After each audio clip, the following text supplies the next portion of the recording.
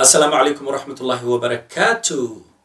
كسو دواد مر لباد iyo waliba muuqaal cusub wuxuu si toos idin kaga imaanayaa Duxi Media waxaana idin la socodsiinaya anigoo Cabdirasaaq Suule Cali. Waata kusoo dhawaada barnaamij gaar ah oo rabo inaan uga hadlo haduu eeb idmo horta yaa iskaana baray. Macnaha barnaamijka ama title-ka barnaamijku wuxuu ku saabsan yahay horta yaa iskaana baray. Sida aad ka warhaysaan kala socotaan media baraha bulshada iyo meel walba bulshada ay ku dhaqantay. waxaad aragtaan daawadayaasha qiimaha iyo qaayaha lahow qof maalin qof uu maqlay ama maalin qof uu arkay kaliya ka hadlaya oo sidii nin uu yaqaan ka hadlaya oo taariikhiisa ka hadlaya oo yani aqoon aan ku salaysnayn aqoon dhab ah ee waxa dadka afka qalaad ay u yaqaanin fake news oo kale ka bixinayo ama fikir khaldan ka dhiibay oo kale. qofka aad garanaysid waad garanaysaa waad ka hadli kartaa laakiin qofka aadan garanaynin kama hadli karto. markaad fiirisid bulshada Soomaaliyeed ee anagu aan ka dhalanay karaamada iyo sharafka iyo ciziga iyo intaba u saaxiibka ah in badan oo kamid ah waxaad arkaysaa marmarka qaar daraasaad ay sameynayaan oo salka ku haya guud ahaanba qalad aan saxnayn. qof laga bixinayo warbixin ee haddana qofka warbixinta laga bixinaya aysan completely saxnayn.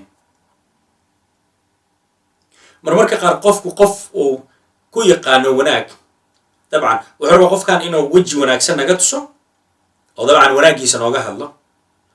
wuxuu isku dayaa marka qofkii inuu details naga siiyo warbixin naga siiyo inaga oo naga siinay iska dhaaf isaga warbixinta naga siinay ayaan garanaynin.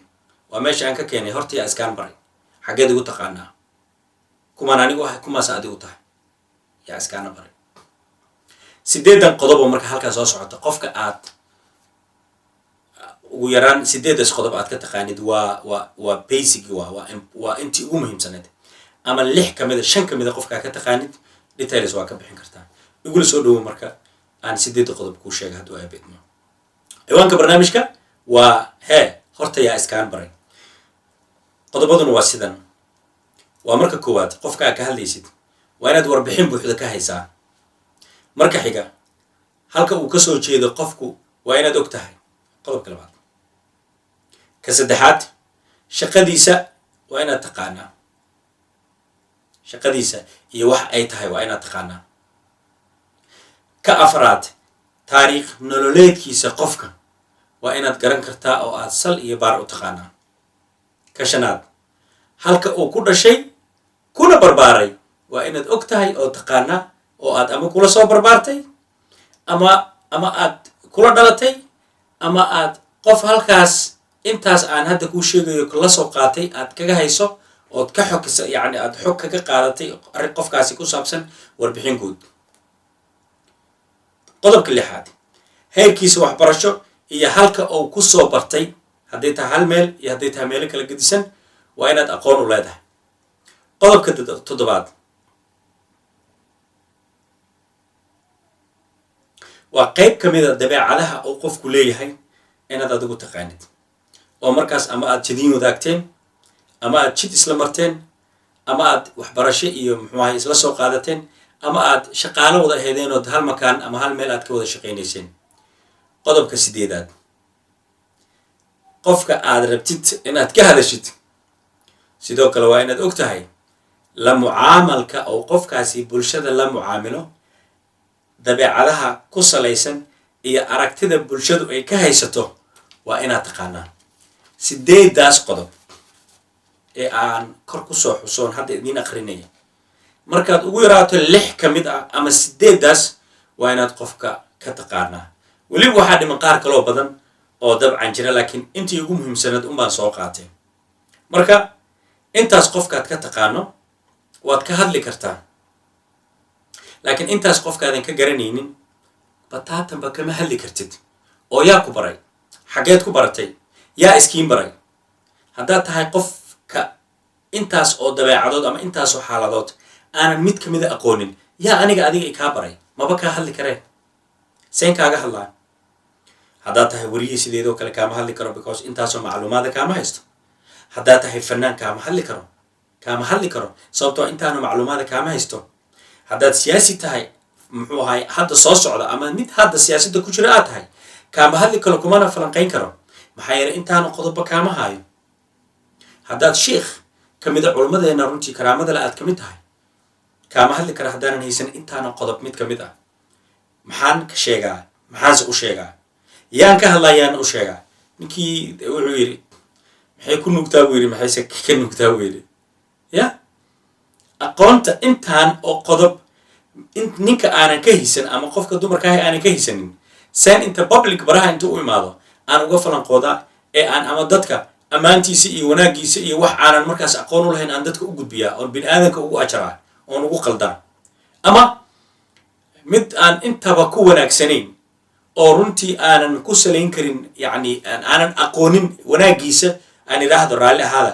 wanaaggiisa iyo wuxuu yahay aanan garanaynin sidan inta bulshada hor imaado sida hadda baraha bulshada caanka ka noqotay oo qaababka qabiil iyo qaababka saaxiibtinimo iyo garabka layskugu siiyey oo ii dhahda camal ah xayisiinta ah qalab iyo alaab iyo adduunya la xayisiiyaan arki jirin laakiin hadda waxaa soo baxday qof noola ku dhahay xayisiyo bulshada iga gadoo waxaan rabaa xoogaa leen iyo waxbaan ciriirsanaya waa kaas markaas waxaa arkaysaa qof hebel taariikhdiisa daldalaya gab ugu yaraana waxaa u dhexaysa 35 sano ama 40 sano ninka ka hadlaya waa 20 jir ama 30 jir ninka uu ka hadlayana waa 60 jir ama 70 jir haatan joogo isku age ma isku qarni soo ma joogin isku xilli soo ma joogin muxuu ka hadlaa muxuu ka yaqaanaa even qofka age kaasa xogtiisa ma ururin karo masahal kuma ururin karo hadduusan ahayn qof legend ah oo ama siyaasadda ku jiray ama fanko kale ku jiray ama saxaafadda ku jiray ama ururada bulshada kamid ah ama qeybaha kale oo markaas muhiimka u ah bulshadaas uusan yacni haldoor u hayn ma heli kara xitaa xogta intaa la eg marka waa barnaamijka titlkiisa horta yaa iskaana baray aad iga hadashida xaggeed ugu taqaanaa waa adoo hadda yidhaahdaa cabdirasaaq suuley baan garanayaa london aan ku noolahay london aad igu barato waxaa laga yaabaa bil iyo laba inaan baarowga aan deganahay aan ku kulannay jinsiyaddeeda ma taqaanid nasiibadeeda ma taqaanid meeshaan ka imaada ma taqaanid waxbarashadeeda ma taqaanid la mucaamalka bulshadeeda ma taqaanid dabeecaddeeda ma taqaanid maxaa iga garan kartaa maxaa dadka u sheegi kartaa you know nothing about me completely wax aad iga taqaana ma jirto anna haddaanan intaanu macluumaad aanan kaa haynin waxba kaama aqaano wixii aan kaa sheegahay waa khalad iyo inaan kugu soo degdegay waxaan jecelahay marka walaalayaal wax walba adduunka wax walba waxay leeyihiin sabab waxay leeyihiin laf iyo dhuux loo laabto waxay leeyihiin waxyaabo ay ku salaysan yihiin oo markaasi qofka insaanka ahi oo haddii uu soo buuxiyo shuruudahaas oo ku salaysnaanayo qof ahal u ah inuu yahay haddii uusan soo buuxinna oo yahay laa walaa ama waa daadiye oo kale dadka waa daadiye oo kale dad waxaa jira haddaad la kulanto ku tiraahdo warniyo biology iyo waxbaa la sheegaya ma iska soo qortid waraan diyaarada sida loo kiciyo waan aqaan horan u barto biology horaan ka mid ahaa hadda waxaa laga yaabaa moota bajaaj xitaa inuu soo wadi karin oo ilaahay og yahay haddana wuxuu ku leeyahay waa daadiye waxaa laga yaabaa nurses inuu yahay haddana wuxuu ku leeyahay dhaqaatiirta waaweyn baan ka mid ah inta magaalada marka dad badanoo waa daadiyey ku yiri la dhahayahay way jiraan oo ayagu runtii platform wanaagsan ama thambati ka raadinaya bulshada inay xoogaa isla qaadaan laakiin levelkooda mustawahooda uusan gaarin insha allah allah idin gaarsiiyo qalbiga waxaan ka jeclahay qof walba oo Soomaaliyeed hanka iyo wanaagga horumarka uu jecel yahay inuu ilaahay ku sallamo ku sugo oo na gaarsiiyo khayrkeedana ilaahay idin waafajiyo laakiin waxaan rabaa inaan baaq u jiro oo barnaamijkaani uu ku saabsan yahay la yiraahdo barnaamijkaani horta yaa iskaana baray dadka inta badan baraha bulshada ka hadla ee social media ka hadla ee ama YouTube ka hadla ama Facebook ka hadla Twitter ka Instagram ka whatever waliba Snapchat kana ku dar dhammaan social media waxa loo yaqaan dadka ka hadla walaalayaal waxaan idinkaga digayaa nin weyn ama qof weyn sidoo doonaba ha ahaadee oo war oo sheegay laga daba yimid xaqiiqdiisii ha noqon ha ku ceeboobin bulshada aad la nooshahay adigu shut down ha isku samaynin oo ha isdilin adigu markii laga helo weak yani points oo kale ama laga helo error speech oo kale waxyaabaha yani dadka hadla oo kale waxyaabo khaladaad oo lagu helaa jira oo markaasi hadaladooda laga dhaxelo haddii laga dhaxelo against you adiga lagu isticmaalayaa waana wax ka hor imaanaya sidaas darteed ilaahay subxaanahu wa tacaala wuxuu na farayaa inaan noqono kuwa runta sheega. runtana waxaan ku sheegi karnaa waxaan ognaha oo keli ah inaan ka hadalno, laakiin aanan ka hadlin waxaanan ogeyn. sidoo kale la yidhi la lahaana nabigeenni calayhi salaatu salaam uu nooga digay, wuuna nagala hadlay, ka tag uu yidhi. marka aan ka foojignaano dulmiga iyo beenta iyo fake newska iyo iidhahda baraha bulshada lagu haayo. hala iska dhaafo. wixii aad run ku weysay been ku heli maysid. wixii aad wanaag ku weydana runtii xumaan ku keeni maysid. wixii dadaal iyo maxaan ku idhahdaa karaamo iyo sharaf aad ku weysana inaad meel xun ka raadiso, inay adiga hoos kusii dhigto mooye ka heli maysid. sidaas darteed ma rabo inaan kusii fogaado. waa barnaamijkii hortayaa iskaana baray iyo qodobadii 8 ahaa. hadduu eeb idmo waxaan jeclahay inaad janaalka igala socon doontaan. haddii aad hore noola joogtana waad ku mahadsan tahay la joogaaga. fadlan laagta. waa wiil soomaaliyeed oo kaa codsanaya inaad laagta ugu dadaashid. laagta igu rono. haddii aadan hore iila joogin ama aad janaalka aadan ugu xirnayna, janalku waa janalkaaga kusoo biir, subscribe dheh, laagtii sharka gabaleelkana furo si barnaamij walbo aan soo gelino oo kugu soo dhaco. aad iyo aad baa umahadsantihiin. barnaamijka wuxuu idinkaga imaanayay Dugsi Media, waxaana idinla socodsiinayay anigoo ah Cabdirasaaq Suuli Cali.